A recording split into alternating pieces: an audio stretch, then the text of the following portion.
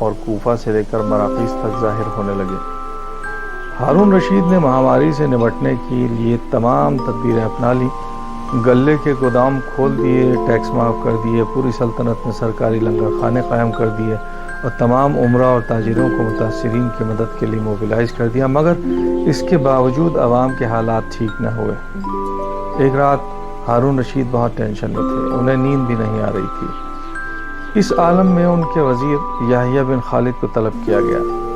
یحییٰ بن خالد ہارون رشید کے استاد بھی تھے اور انہوں نے بچپن سے ہارون رشید کی تربیت کی تھی۔ ہارون رشید نے استاد سے کہا کہ استاد مجھے ایسی کہانی یا ایسی داستان سنائیے جسے سننے کے بعد مجھے قرار آ جائے۔ یحییٰ بن خالد مسکرائے اور عرض کیا، بادشاہ سلامت، میں نے اللہ کے کسی نبی کی حیات طیبہ میں ایک داستان پڑھی تھی۔ داستان مقدس قسمت اور اللہ کی رضا کی سب سے بڑی اور شاندار تشبیہ ہے۔ اگر آپ اجازت دیں تو وہ داستان آپ کے سامنے دہرا دوں۔ بادشاہ نے بے چینی سے کہا، یا استاد، بالکل فرمائیے۔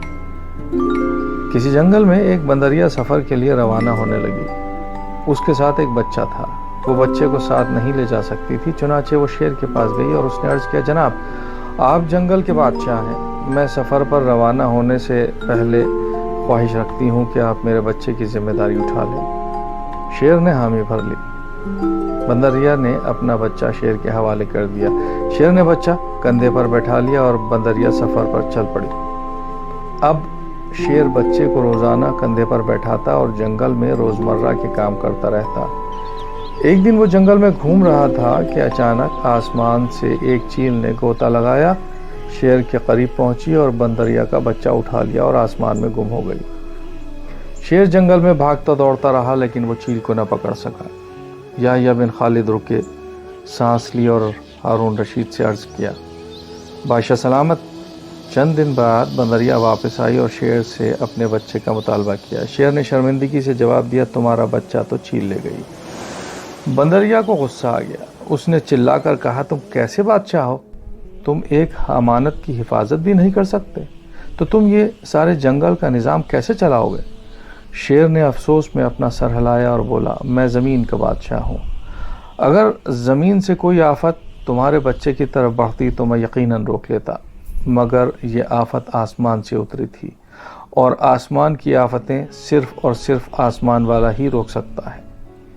یہ کہانی سنانے کے بعد یحییٰ بن خالد نے ہارون رشید سے عرض کیا، بادشاہ سلامت، یہ آفت بھی اگر زمین سے نکلی ہوتی تو آپ روک لیتے۔ یہ آسمان کا عذاب ہے، اسے صرف اللہ تعالیٰ ہی روک سکتے ہیں، چنانچہ آپ اسے روکنے کے لیے بادشاہ نہ بنے، فقیر بنے تو یہ آفت رک جائے گی۔ دوستو، دنیا میں آفتیں دو قسم کی ہوتی ہیں، آسمانی مصیبتیں اور زمینی آفتیں۔ آسمانی آفت سے بچنے کے لیے اللہ تعالیٰ کا راضی ہونا ضروری ہوتا ہے، جبکہ زمینی آفت سے بچاؤ کے لیے انسان کا متحد ہونا ضروری ہوتا ہے۔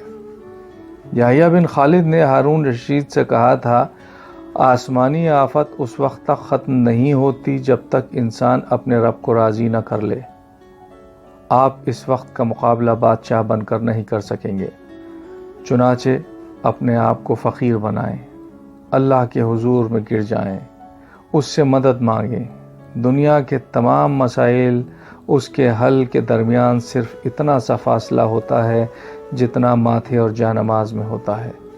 دوستوں، اپنے مسائل کے لیے ہم 7 سمندر پار تو جا سکتے ہیں، لیکن ماتھے اور جانماز کے درمیان موجود چند انچ کا فاصلہ طے نہیں کر سکتے۔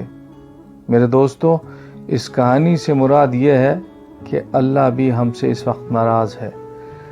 پوری دنیا کے اوپر ایک چھوٹے سے وائرس کو ایسے مسلط کر دیا ہے کہ تمام دنیا روک کر رکھ دی ہے، تمام دنیا کے کاروبار رک گئے ہیں۔ جب کوئی شخص اپنے کسی قریبی سے ناراض ہوتا ہے تو اسے اپنے گھر پر بلانا بھی پسند نہیں کرتا۔ اب ہم اس سے اندازہ لگا سکتے ہیں، خانہ کعبہ پر جانے سے روک لگی ہے، مسجدوں میں جانے سے روک لگی ہے، مگر توبہ کے دروازے آج بھی کھلے ہیں۔ بس ہمیں بادشاہ سے فقیر بننا ہے۔